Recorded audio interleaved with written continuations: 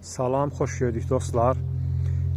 İlk öncə İslam dünyasının dahi şəxslərindən olan, öncüllərindən olan və zülmün qabağında şücaətlə dayanan şiələrin lideri olan Seyyid Əli Xameneyinin şəhid olması ilə bağlı dünyadakı bütün azad insanlara, xüsusən şiələrə başsağlığı verirəm. Mənim işim yoxdur. Kimsə o şəxsiyyəti bəyənməyə bilər, onu özünə rəhbər seçməyə bilər. Bu onun öz işidir. Mən ona heç bir söz deyə bilmərəm.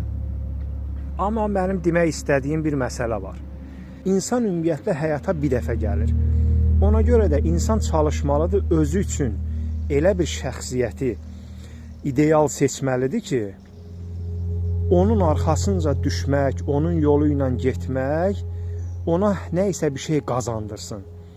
Yəni qısa şəkildə desəm, insan həyatını kişi kimi yaşamalıdır.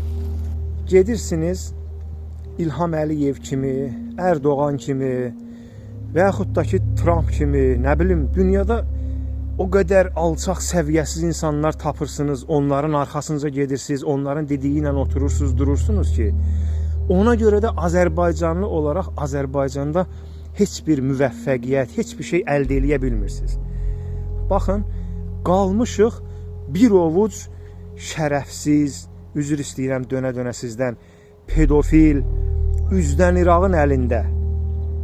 Yəni, özünüzə şəxsiyyət seçəndə, özünüzə örnək seçəndə, bax, Seyyid Əli Xameneyi kimi şəxsləri örnək seçmək lazımdır ki, bu adam həm dini lideri idi, həm də ideoloq idi.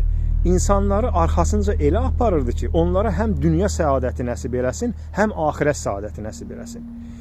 Baxın, sona qədər ölkəsi üçün çalışdı, vuruşdu və nəhayətdə ən murdar, ən şərəfsiz insanlar tərəfindən şəhid edildi.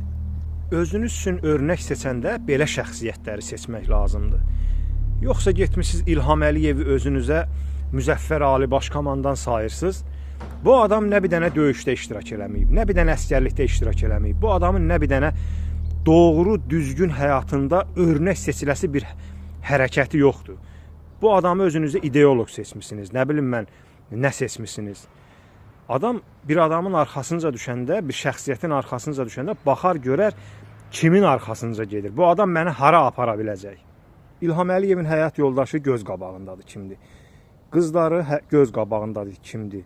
Özü göz qabağındadır kimdir? Oğlu göz qabağındadır kimdir? Gəlinindən danışmağa isə ümumiyyətlə ehtiyac yoxdur, yəni hər şey göz qabağındadır.